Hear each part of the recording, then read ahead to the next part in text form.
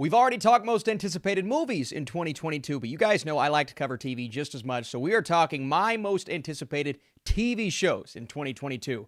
It's going to be a lot. What is up, Flick fans? Welcome back to my channel. Like I said, so many lists over the last couple of weeks. Best movies, best TV shows of last year, but now we're looking into the future. And all the television shows coming out this year, it's going to be crazy. Whether it be a returning show on a streaming platform or a brand new show on cable. Now, you guys know I like to focus on streaming, so if I miss something, if I don't mention a show, please get in that comment section and let everybody else know. This is a combined list, my list and your list, and before we get into my top 10 most anticipated, we're talking honorable mentions, meaning the shows that got close. Also, if you guys like these videos and you want to support this channel, be sure to drop your thumbs up down below. To everyone that has been helping out with that, I appreciate you all big time. So before we get into brand new shows in the honorable mentions, here's some returning series that I am super pumped to see. Atlanta, Season 3 on HBO after a long hiatus, finally returning. How about Barry, Season 3 on HBO? I love this show, just recently got into it.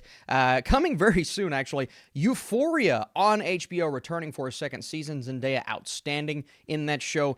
The Last Kingdom, a show that more people should be talking about on Netflix. Season 5 is coming. Another Netflix series, The Crown, Season 5. Oh my goodness, one of the most well-made shows of all time. How about The Umbrella Academy? This one was close to being in the top 10. Season 3, they are slowly getting us more excited. Of course, y'all know we can't have a list without putting Cobra Kai on there. The new season, we just watched Season 4. It was great.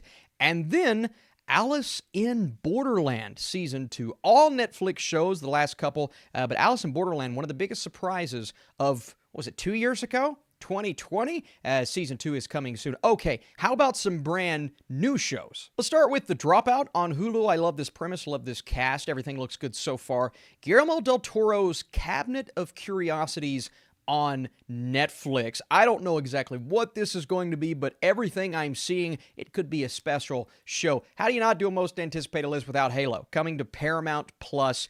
Halo is one of those video games that I loved growing up, and to see it come to the big screen or small screen is really cool. How I Met Your Father on Hulu. I have the first 2 episodes available to me. Haven't watched them yet, therefore it's on this list. A League of Their Own, kind of a recreation of that classic film, coming to Amazon Prime. We have some Disney Plus series that came really close. She-Hulk. This looks great. Breaking the fourth wall. Awesome character from the comics. Another one, Miss Marvel. I don't know exactly what they're going to do, but it looks kind of like a coming-of-age story, a beautiful representation. It looks fantastic. Here's one on FX. You guys know, don't do as many cable shows, but it will be coming to Hulu. The Old Man, starring Jeff Bridges and John Lithgow. Just the premise gets me excited. Pam and Tommy. Man, this cast and the way these two leads just represent everything about these main characters. This looks fantastic. Could be one of the best of the year. Another one coming really soon. Peacemaker, HBO Max. You guys know how much I love the Suicide Squad from last year. I hope this is good. I hope it delivers. Back to Netflix, Resident Evil. It's been a long time since we've got anything great from Resident Evil, so I hope this show can deliver. The Midnight Club. Mike Flanagan returns to direct another show on Netflix based off of classic source material, so I hope this is fantastic. Another Netflix series, That 90s Show, not That 70s Show, but I guess this is where our characters are in the 90s. Okay, you've got me interested. Let's hope it's good. Willow on Disney Plus, the classic film. Don't know exactly what they're going to do with this, but it could be magical. Winning Time on HBO, all about Magic Johnson and the rise of the Lakers. I think this cast is great, John C. Reilly and company, so could be fantastic. And then one that came oh so close, I need to see more about it, but The Witcher Blood Origin. You guys know I really love the show The Witcher, and to see a spinoff of sorts, tell more of that story is really awesome. So a long list of honorable mentions. I try my best to focus on new content for my top 10, but we're going to have some things that are returning as well. Let's get into it. It's Peaky Blinders. I've never been able to do that, right? Listen, Cillian Murphy, you look at this show and what he's able to do there, and he is automatically one of the best actors on television, as well as the movies.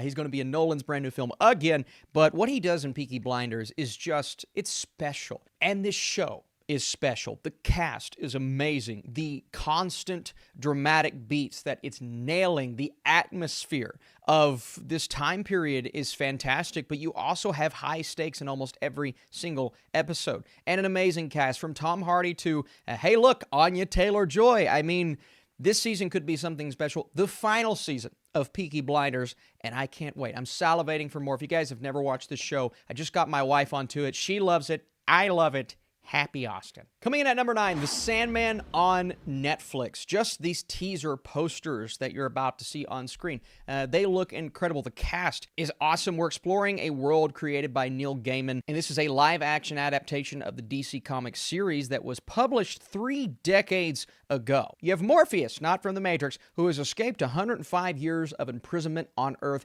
Now, he emerges in an unfamiliar world and sets out to reclaim the totems that give him this power in order to rebuild the dreaming world. And that's something that you look at and you're like, oh, it would work perfectly in animated form, but to bring this into the live-action world, that seems difficult. It's a beloved story, one that I'm not personally as familiar with, but I'm going to try my best to look into as much as I can before watching this show. But just what we've seen thus far and the idea going into it and making this a dark and gritty series, I hope it pays off. We've seen things like this fail before, even last year, but The Sandman could be something special. We've waited and waited and waited and waited, and finally, Stranger Things Season 4. The cast of kids, they're like, 45 now? It feels like it's been so long since the last season, and it has. It's continued to get delayed, but now we finally get the return of our classic characters, and the last we saw them, they were kind of split up, going different directions. How are they going to come together? What is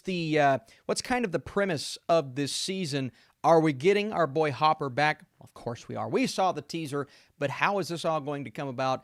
I love Stranger Things, and understandably so. My hype level, this would have been much higher last year. My hype level's kind of been like, all right, and I think that's just the distance talking. I feel like when I go back and rewatch everything getting pumped up again, it'll get me back into it, and it's definitely in my top 10 because this series just has a special place in my heart. So while I'm not the most hardcore fan of the world of The Last of Us, I think the story is incredible, and it's primed to create something, whether it be a movie or a TV series. I think TV series is perfect from that, and they're doing it. And the cast, Pedro Pascal, Gabriel Luna, Bella Ramsey from Game of Thrones fame, and just the first couple of images we've been able to get from this HBO series, it looks like it could be something special. Now, of course, there are a lot of hesitations from more hardcore fans than me. I appreciate it. A lot of people are fired up about this show one way or the other.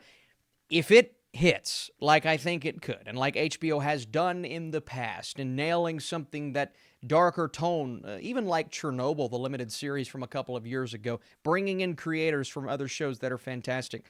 If it hits on that level, this could be one of the best shows we've seen in years. I hope it does. Not necessarily sure if it's going to, but I had to put it on my list because it could be something special. Told you guys I was going to try to stay away as much as I could from Season 2s, Season 3s, but come on, it's The Boys. How am I not fired up about The Boys? This show has done nothing to disappoint me so far, and while Season 2 may not have been as special as Season 1, I'm still fired up because of that cliffhanger, because of where we're going from here, and because of where our heroes and anti-heroes are now, and Homelander's pure rage and aggression showcased.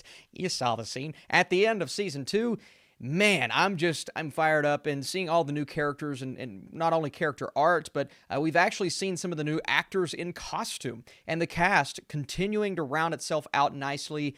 Again, I'm fired up for The Boys. How could I not be? I love a good superhero series like this. I hope it's great. Wait a second, you know what? I think there's something I forgot, and I've already made my list, started doing it. So there's a tie at this spot.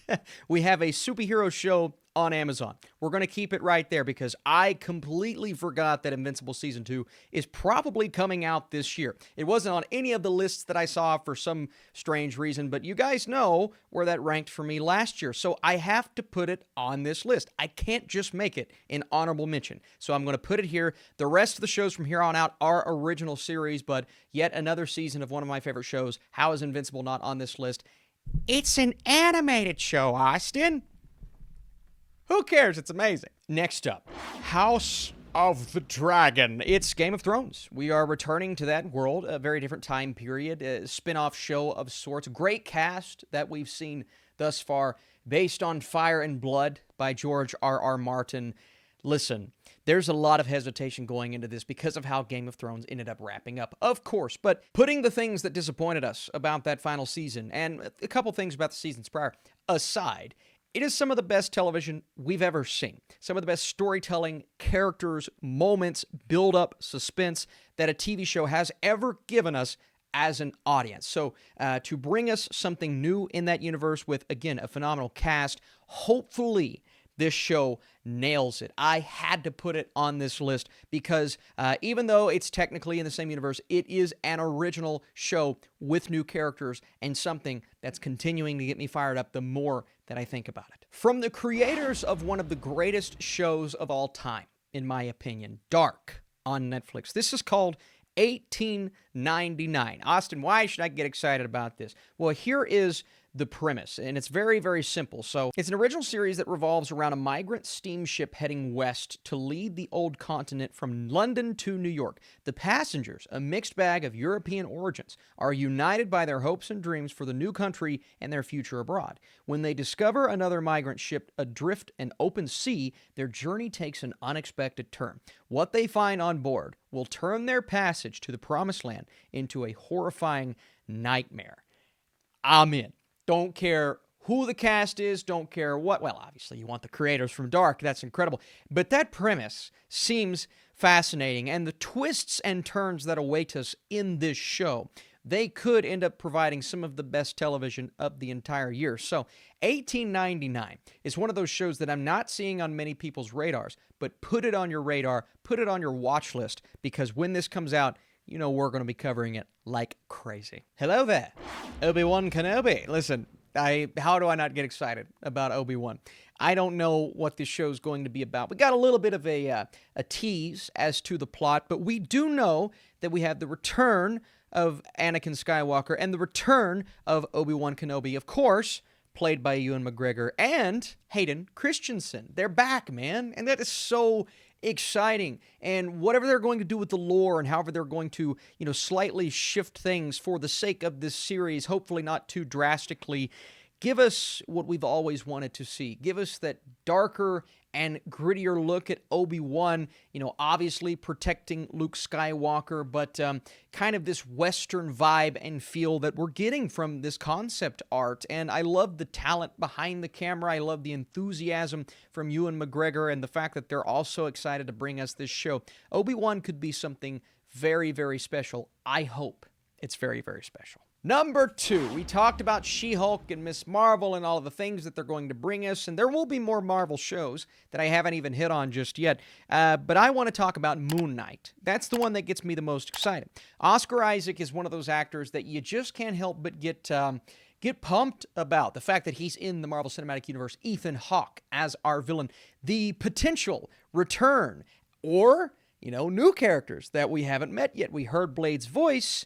We could see Blade in this show. We could see Ghost Rider in this show. Who's going to play him? It's that darker type, corner of the Marvel Cinematic Universe that we haven't really hit on just yet. We're seeing teases with Kingpin and Daredevil, but now we're fully going in and embracing that tone with a show like Moon Knight. It's going to be darker than anything we've seen on Disney Plus thus far.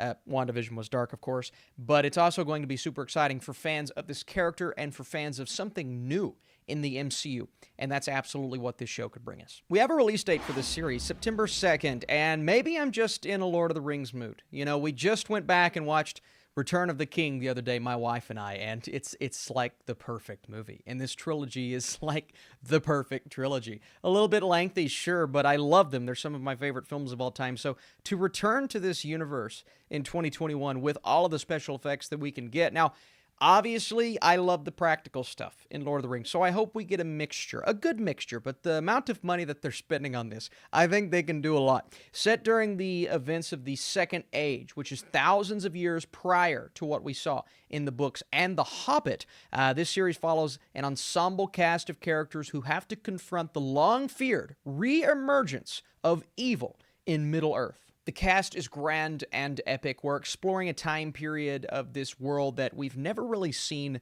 before, way before the emergence of man, way before what we saw in The Hobbit, and that's cool because if you're setting it that far apart, you can really do anything.